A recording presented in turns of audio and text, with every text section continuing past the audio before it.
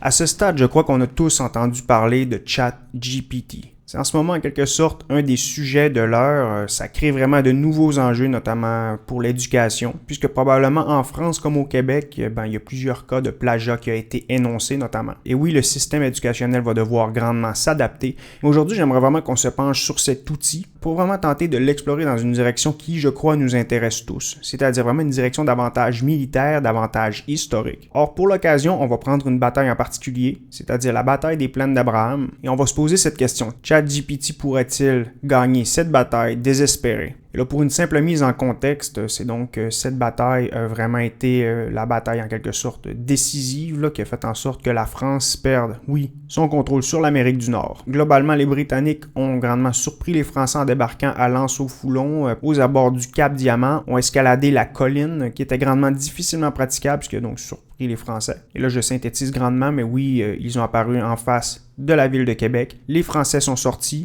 ont reçu une volée dévastatrice puisque les Anglais ont vraiment eu beaucoup de discipline, ont tiré seulement alors qu'ils étaient capables de voir le blanc des yeux des Français. Ça a créé une déroute redoutable. Les Anglais ont fixé leurs baïonnettes. Une déroute s'étant suivie d'un siège qui au final a été victorieux pour les Anglais. Mais oui, aujourd'hui, la tendance va changer. Montcalm ne sera pas le général. Le général, ça va être ChatGPT. En effet, on peut dire que Montcalm est mort juste avant la bataille. Or, mise en contexte, et là, à partir de cet instant-ci, on s'adresse à notre général. On est en quelque sorte nous-mêmes l'aide de camp. Ce dernier va être le général de la bataille. Et là, on lui donne justement cette mise en contexte. On lui donne en quelque sorte des balises qu'on va essayer peu à peu de resserrer, de clarifier. Et en quelque sorte, vraiment, le but aujourd'hui, c'est de tester un peu les limites de cet engin. Et là, plongeons-nous. Vous remplacez le général Montcalm, qui vient de mourir avant le déclenchement de la bataille de Québec en 1759.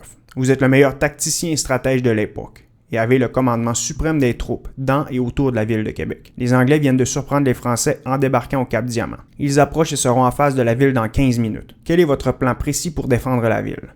Pour vous aider en lien avec les forces en présence et le contexte, il suffit de voir la page Wikipédia de la bataille. Je pense que vraiment ChatGPT est capable d'accéder à ça. Et là, rapidement, ce dernier va donc se mettre à écrire et là, on va lire tranquillement qu'est-ce qu'il va nous proposer. En tant que tacticien et stratège expérimenté, mon plan pour défendre la ville de Québec contre l'invasion anglaise serait le suivant. Utiliser les fortifications naturelles de la ville, comme les falaises et les hauteurs, à mon avantage pour empêcher les envahisseurs de débarquer facilement. Placer des artilleurs et des troupes légères en haut des fortifications pour ralentir l'avancée des Anglais et les tenir à distance. Utiliser des troupes de cavalerie pour harceler les Anglais et les empêcher de se regrouper.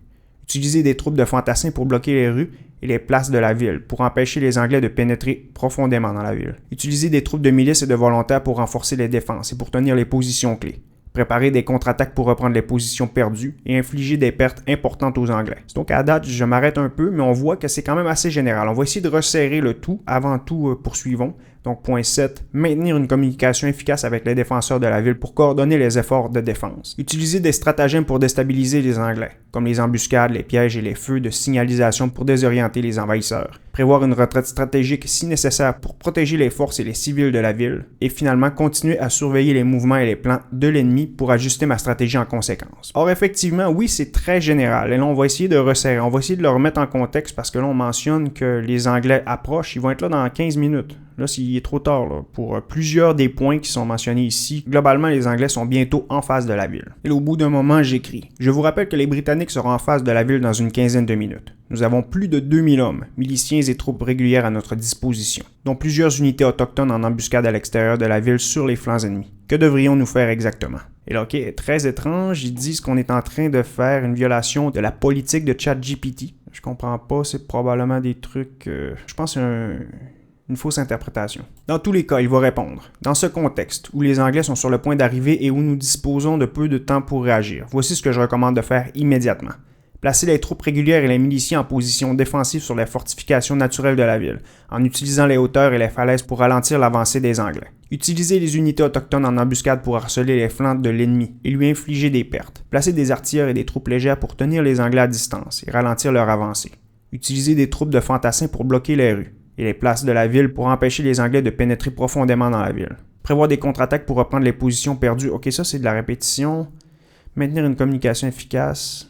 Utiliser des stratagèmes pour déstabiliser les Anglais, ça c'est trop général. Préparer une retraite stratégique si nécessaire pour protéger les forces et les civils de la ville. Il est important de souligner que cette situation est très critique. Il est probable que l'ennemi ait un avantage tactique important et qu'il ne sera pas possible de vaincre les Britanniques. C'est pourquoi il est important de prévoir des plans pour protéger les troupes et les civils, pour éviter les pertes inutiles. Et là, historiquement, Montcalm, qui était conscient de la supériorité des Anglais au niveau de l'artillerie et au niveau du nombre de troupes, avait voulu faire, en quelque sorte, une attaque sur l'avant-garde des Anglais pour justement les repousser avant que le gros de leur artillerie arrive. Cette éventualité serait-elle possible pour ChatGPT? Je vais donc dire, vous ne recommandez pas de sortie. Aussi, merci de ne plus répéter ce que vous avez déjà mentionné dans cette conversation, parce qu'on ne veut pas vraiment répéter plusieurs fois les mêmes choses.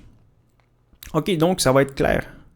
Ça a été vraiment, selon ChatGPT, une erreur que de sortir. Non, étant donné la proximité de l'ennemi et les forces limitées à notre disposition. OK, encore une fois, ça a été mentionné que ça ne respecte pas les conditions, en quelque sorte, d'utilisation. Non, étant donné la proximité de l'ennemi et les forces limitées à notre disposition, je ne recommande pas de sortir de la ville pour engager une bataille en terrain découvert. La meilleure option est de se concentrer sur une défense solide, en utilisant les fortifications naturelles de la ville pour ralentir l'avancée des Anglais et infliger des pertes à l'ennemi. Il est important de prévoir une retraite stratégique si nécessaire pour protéger les forces et les civils de la ville et de maintenir une communication efficace pour coordonner les efforts de défense. Je vais donc préciser, la retraite de la ville n'est pas une option, sur ordre du roi. Aussi, les Anglais ont une supériorité notable sur nous au niveau de l'artillerie et du nombre de soldats. Donc on le remet en quelque sorte encore une fois à l'ordre. Dans ce cas, je recommande de se concentrer sur une défense acharnée, en utilisant les fortifications naturelles de la ville pour ralentir l'avancée des Anglais et infliger des pertes à l'ennemi. Il est important d'utiliser toutes les ressources disponibles pour renforcer les défenses de la ville, comme par exemple des barricades, des obstacles et des fortifications artificielles. Il est important de maximiser l'utilisation de l'artillerie disponible pour tenir les Anglais à distance et causer des dommages importants à leurs troupes. Il est également important de se concentrer sur les défenses des points stratégiques clés, tels que les portes de la ville, les places fortes et les hauteurs avoisinantes. Il serait également judicieux de se concentrer sur la coordination des troupes pour éviter les breaches ou les brèches. Ça a été mal traduit, pour éviter les brèches et les troupes ennemies de pénétrer profondément dans la ville. Il est également important de prévoir des contre-attaques pour reprendre les positions perdues et infliger des pertes importantes aux Anglais. Et encore une fois, il se répète. Il est important de souligner que cette situation est très critique. Et là, j'essaie de lui efforcer de cesser toute répétition. Encore une fois, ça a été flagué, je ne comprends pas trop pourquoi.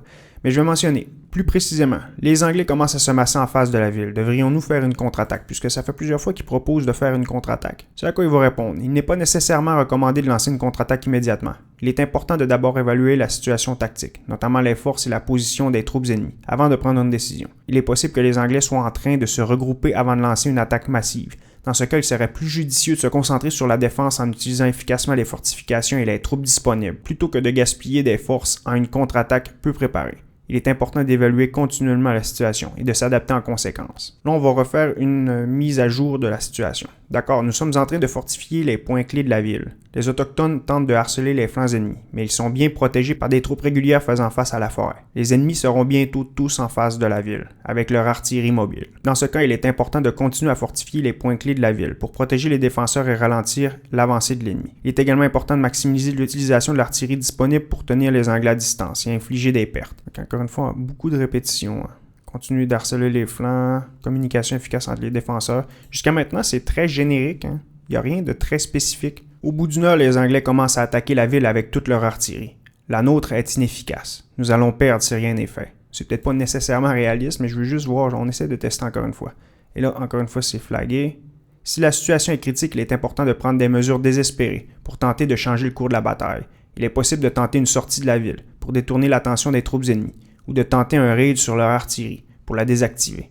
Il est également possible de tenter de négocier une reddition honorable. Wow!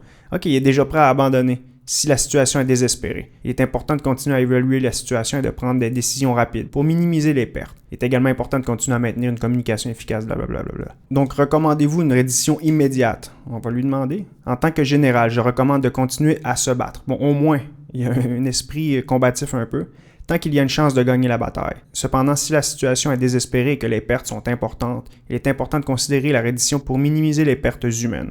Dans ce cas, il est important de négocier une reddition honorable afin de protéger les intérêts des soldats et de la population de la ville. Il est important de considérer toutes les options disponibles et de prendre la décision la plus appropriée en fonction de la situation. C'est sur quoi je vais répondre. Désastre. Les Anglais viennent de faire une brèche majeure dans notre mur. Si les ennemis ont réussi à faire une brèche majeure dans les défenses de la ville, il est important de déployer rapidement des renforts pour essayer de contenir cette brèche et de minimiser les pertes. Il est également important de continuer à coordonner les efforts de défense avec les autres unités pour assurer que la ville est défendue de manière efficace. Pas question de reddition, il est important de continuer à évaluer la situation et de prendre des décisions, blablabla. Une attaque massive sur la brèche est en train de s'organiser. Ça y est, 3000 Anglais sont en approche. Nous avons environ 500 soldats sur ce point. Si vous êtes en train de subir une attaque massive et que vous avez un nombre nettement inférieur en soldats pour la défendre, il est important de concentrer les efforts de défense sur les points clés, tels que les entrées et les sorties de la brèche. Et là, jusqu'à maintenant, honnêtement, c'est ça. On est en train de véritablement voir les limites. Je lui ai mentionné 3 fois, honnêtement. 3 fois. Merci de ne plus répéter ce que vous avez déjà mentionné dans cette conversation. Il dit d'accord, je suis désolé. Pour résumer, je recommande. Il résume en répétant. Cessez toute répétition dès maintenant, d'accord? D'accord. Et là, il répète encore. C'est donc qu'il y a de la misère à comprendre ça. Pourquoi répétez-vous sans cesse les mêmes recommandations alors que je vous ai demandé à plusieurs reprises de ne plus le faire? Je m'excuse pour les répétitions. Je suis un modèle de traitement de langue automatisé et je m'efforce de fournir des réponses complètes et utiles en fonction des informations fournies. Cependant, je peux manquer certaines informations contextuelles et il est possible que mes réponses contiennent des répétitions. Je m'efforcerai de mieux prendre en compte vos demandes à l'avenir. Bon. Au moins là, je suis satisfait. Les Anglais sont parvenus à entrer dans la ville. Dans cette situation critique, il est important de continuer à utiliser une stratégie défensive en utilisant les bâtiments et les rues étroites de la ville à notre avantage. Sinon, il veut vraiment s'accrocher sur le terrain, tourner le tout en combat urbain en quelque sorte. Donc, les bâtiments et les rues étroites de la ville à notre avantage pour ralentir l'avancée ennemie. Il serait également judicieux de concentrer nos forces restantes sur les points clés, les bâtiments pour empêcher l'ennemi de s'emparer des positions. Il est important de communiquer avec les unités restantes pour coordonner, encore une fois, c'est des répétitions, y compris les milices. Enfin, il est important de continuer à évaluer la situation. Encore une fois, c'est très global. C'est donc, je pense pas que c'est très adapté pour ce type de situation. On peut quand même mentionner que son esprit est extrêmement combatif. Oui, il a évoqué en quelque sorte une reddition, le fait de sauver des vies humaines, mais il tente de s'accrocher sur le terrain tant que c'est pas désespéré. Mais là, au fur et à mesure qu'on est en train de parler, je suis en train de me dire, est-ce que mon compte va être banni parce que là, toutes les phrases sont rouges? Je comprends même pas pourquoi c'est flagué en quelque sorte. Oui, on pourrait redonner un feedback en quelque sorte. Vraiment quand même, ici, j'ai vraiment aimé sa réponse. C'est d'excellents points, d'excellentes recommandations globales, mais c'est surtout extrêmement générique. Et là, pour vraiment clore le tout, on va tuer notre général. Au bout d'un moment, vous recevez une balle perdue. Est-ce qu'il va nous répondre? Théoriquement, il devrait pas, hein. Là, il attend. Il attend. Dans cette situation, ma recommandation serait de continuer à utiliser des tactiques de guérilla pour harceler les forces ennemies et les empêcher de progresser plus en avant de la ville, tout en organisant une retraite stratégique pour les soldats et les civils restants. Il serait également important de continuer à communiquer avec les alliés potentiels et de chercher des moyens de renforcer les défenses de la ville. Cependant, il est important de noter que dans cette situation historique, la ville de Québec a fini par tomber aux mains des Britanniques. Et il est donc possible que cette tactique ait un impact limité sur l'issue finale de la bataille. Chose encore qui va être flaguée. C'est donc quand même assez intéressant. Globalement, de bonnes recommandations. Oui, toujours de bonnes recommandations, mais énormément de répétitions. Ça, je trouve ça presque inacceptable. Surtout qu'on leur demande sans cesse, c'est quand même facile à comprendre comme consigne. Arrêtez de répéter ce qui a déjà été mentionné. Et en réponse à justement cette consigne, ils répètent encore. Ce qui est complètement, selon moi, presque brisé. Dans tous les cas, j'ai trouvé l'exercice intéressant. Avez-vous trouvé cet exercice intéressant? Connaissiez-vous ChatGPT? Là, j'ai pu un peu jouer avec cet outil et j'ai fait vraiment d'autres tests. Les autres tests étaient souvent plus intéressants peut-être que cette discussion particulière, qui était, oui, intéressante, mais remplie de répétitions. Or, dans tous les cas, n'hésitez pas à donner votre retour. Que pensez-vous de ce nouvel outil qui est extrêmement controversé en ce moment? Or, je suis déjà impatient de vous lire en lien avec cette problématique. Et ceci dit, tout ce qu'il me reste à dire, c'est... Et voilà!